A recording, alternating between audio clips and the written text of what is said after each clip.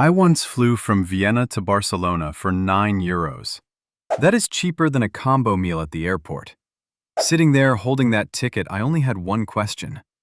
How is this airline paying for jet fuel? Or are they just flying on vibes? Turns out this is not a joke. This is one of the smartest money-making machines in the entire aviation industry. And to get here, they had to break a few laws, then live by 3 rules. 1. Cut every cost you possibly can. 2. The ticket is not the product, it is the bait. 3. The price, technically, does not exist. Sounds insane, right?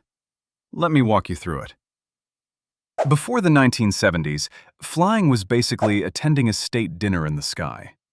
Airlines like British Airways, Iberia, Lufthansa, and Aeroflot were government-pampered pets because they were walking billboards for national pride.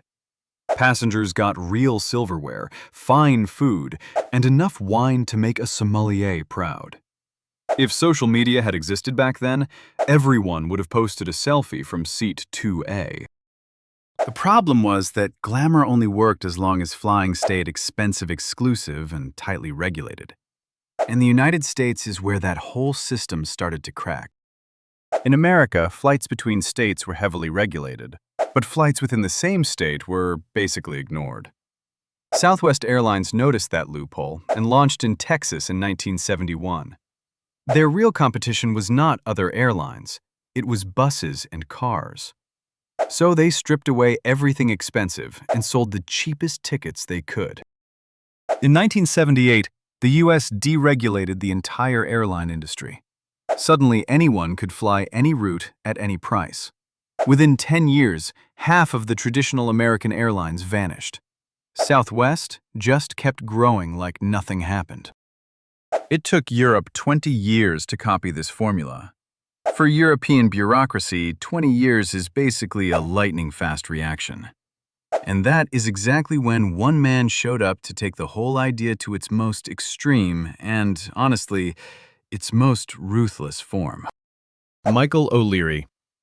Ryanair's CEO since 1994 studied the Southwest playbook and applied it without mercy. EasyJet quickly followed. Their money-making formula is almost embarrassingly simple. Find anything related to flying and squeeze every last cent out of it. First, they simplified their fleets to the extreme. Lufthansa flies 14 different aircraft models, basically running an airline like a cluttered garage sale. Ryanair flies exactly one, the Boeing 737. Wizz Air, EasyJet, and Vueling stick to the Airbus A320. Fewer aircraft types means less pilot training, easier maintenance, and serious bulk buying power. And do not assume these are rusty old planes. Wizz Air's fleet averages just 4.8 years old, compared to 10 to 15 years for traditional European carriers. Newer planes break down less, burn less fuel, and give the accounting department way fewer headaches. Second, they squeeze every possible minute of flight time out of each aircraft. A traditional airline takes 45 to 90 minutes to turn a plane around between flights. A low-cost carrier does it in 25 minutes, faster than most people wait in line for their morning coffee. Shave 20 minutes off each turnaround, run 6 flights a day, and you just added 2 extra hours of flying time per plane per day. Multiply that across hundreds of aircraft, and you are talking serious money. Third, they killed the concept of connecting flights entirely.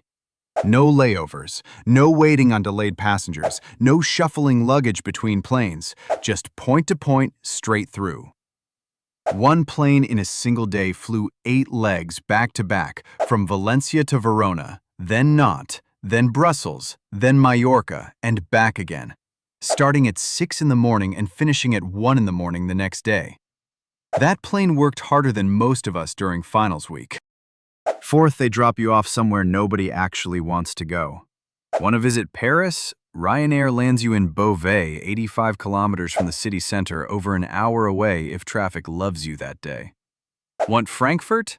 Enjoy the middle of a farm field 120 kilometers from downtown. Major airports charge steep fees, remote ones charge pennies, and Ryanair negotiates like its life depends on it, because financially, it kind of does. Local governments still take the deal, betting they will make the money back through hotels, restaurants, and rental cars. Fifth, they cram in extra seats. A Ryanair Boeing 737-800 has 189 seats, while the same aircraft on a traditional airline seats 160 to 170. 20 extra seats, almost zero extra cost, because the plane still flies the same route, burns roughly the same fuel, and needs the same crew. Sixth, they cut out the middleman entirely. Book directly through the website or app, skip the travel agency commission. Over 90% of low-cost tickets are now sold this way. Now for rule number 2. The ticket is not the product.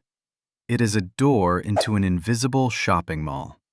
In 2023, Spirit Airlines pulled in $5.4 billion in revenue, but only 44% of that came from actual ticket sales. The other 56% came from baggage fees, seat selection, priority boarding, cancellation insurance, hotel bookings, and yes, that credit card offer they hand you while you are half asleep waiting at the gate. Ryanair alone earns about €24 per passenger just from these extras. Multiply that across 189 seats, and that is roughly 4,500 extra euros per flight, with almost no added cost. That is why the fare you see on the search engine looks impossibly cheap, while the real profit hides in every click that comes after, each one gently suggesting you are somehow doing life wrong if you do not add extra baggage. And now they sell entire vacations. EasyJet Holidays brings in over €1 billion a year selling complete travel packages. Ryanair sells car rentals, hotels, and airport transfers. In the US, even co-branded airline credit cards have become their own little business empire. On my €9 flight from Vienna to Barcelona, there were 230 passengers on board. Almost nobody paid the same fare I did. The person next to me might have paid €50. The business traveler who booked the night before might have paid €200. All of it decided by an algorithm that recalculates constantly, almost hour by hour. Its only job is to never fly with an empty seat, while squeezing the maximum amount out of every single passenger. Traditional European airlines average 80 to 85% occupancy. In 2025, Ryanair hit 94%. On a 189-seat plane, that means only 11 empty seats on average. And to them, 11 empty seats are scarier than selling every ticket for €9. Europe is basically the promised land of budget flying, making up 42% of all flights on the continent. In 2024, Ryanair flew more than 3,000 daily flights, more than legacy giants like Air France KLM or Lufthansa. Europe has the perfect recipe: short distances, dense populated cities, open competition between countries, and dozens of underused regional airports just begging for traffic. In India and Southeast Asia, budget airlines replace long train and bus rides. Latin America fits the model too, with huge distances and a middle class hungry to travel but light on cash. Africa is the opposite story.